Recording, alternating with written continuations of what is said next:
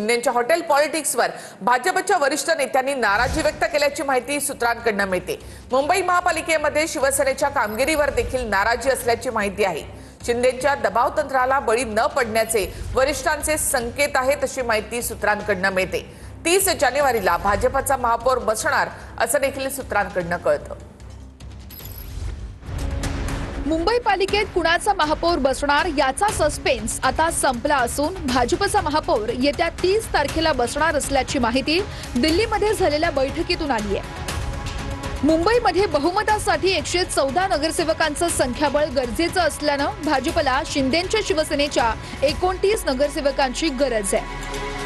मात्र भाजपची गरज ओळखून शिंदेंच्या शिवसेनेकडून दबाव तंत्राचा वापर करून शिंदेंनी भाजपकडे पहिल्या 2.5 वर्षांसाठी मुंबईचं महापौर पद आणि स्थायी बेस्ट समितीत योग्य वाटा मागितल्याच्या चर्चा आहेत। दरम्यान भाजपच्या दिल्लीतील नेतृत्वानं शिंदेंच्या शिवसेनेच्या दबाव तंत्राला बळी पडणार नाही असा स्पष्ट संदेश दिला आहे। त्यामुळे 30 तारखेला भाजपचा महापौर बसणार अशी खात्रीलायक सूत्रांची माहिती आहे। मुंबईच्या महापौर पदासाठी भाजपनं दीर्घकाळ प्रतीक्षा केली आहे। त्यामुळे यंदा महापौर पदासंदर्भात कोणतीही तडजोड केली जाणार नाही हे मित्र पक्षांना समजावून सांगा असा संदेश भाजपच्या वरिष्ठ नेत्यांनी मुख्यमंत्री फडणवीसांना पाठवल्याची माहिती आहे। तडजोड करण्यासंदर्भामध्ये काही विषयच नाही आणि त्यामुळे भारतीय जनता पार्टी शिवसेना महायुतीचे 118 नगरसेवक निवडून आले असल्यामुळे महायुतीचाच महापौर हा मुंबईच्या महानगरपालिकेमध्ये विराजमान होणार। तर केंद्रीय नेतृत्वाकडे राज्यातील भाजप नेत्यांनी शिंदेंच्या शिवसेनेबाबत नाराजी व्यक्त केल्याची सूत्रांची माहिती आहे।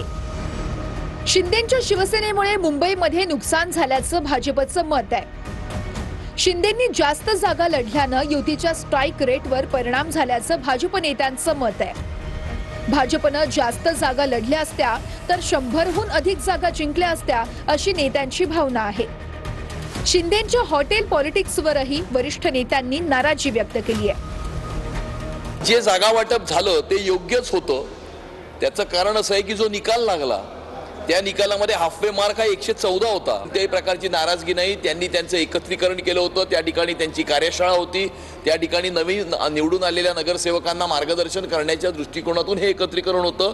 निवडणुकांचं एक वर्तुळ पूर्ण झालेलं आहे, लोकसभा ते महानगरपालिका। भविष्यामध्ये एकनाथ शिंदे यांना आपल्याबरोबर ठेवायचं की नाही याच्यावर सुद्धा दिल्लीमध्ये लवकरच चिंतन आणि मंथन सुरू होणार आहे। संजय राऊतांची सगळी माहिती अतिशय खोटी असते। एकनाथजी शिंदे आमच्यासोबत आधी होते, आताही आहेत आणि भविष्यातही राहील। 2029ला देखील देवाभाऊ एकनाथजी शिंदे आणि अजितदादा यांच्याच नेतृत्वात आम्ही लोकसभा लढणार आहोत। तर दिल्लीमध्ये मुंबईचा महापौर ठरणार हा महाराष्ट्राचा अपमान असल्याची टीका संजय राऊत यांनी केली आहे।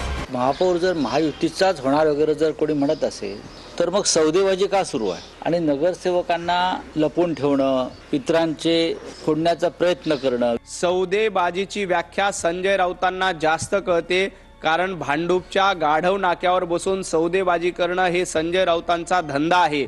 मुंबईचा महापौर कोणी दिल्लीतून ठरवलं जाईल हे आतापर्यंत इतिहासात घडलं नव्हतं। मुंबईचा महापौर ठरवण्यासाठी शिंदे गटाच्या नेत्यांना किंवा पुढाऱ्यांना जाऊन अमित शहांच्या पायाशी बसावं लागते। हाच महाराष्ट्राचा अपमान आहे। सोनिया गांधींच्या चरणी आपला संपूर्ण पक्ष अर्पण करून टाकला मुख्यमंत्री पदासाठी, तो महाराष्ट्राचा अपमान नव्हता।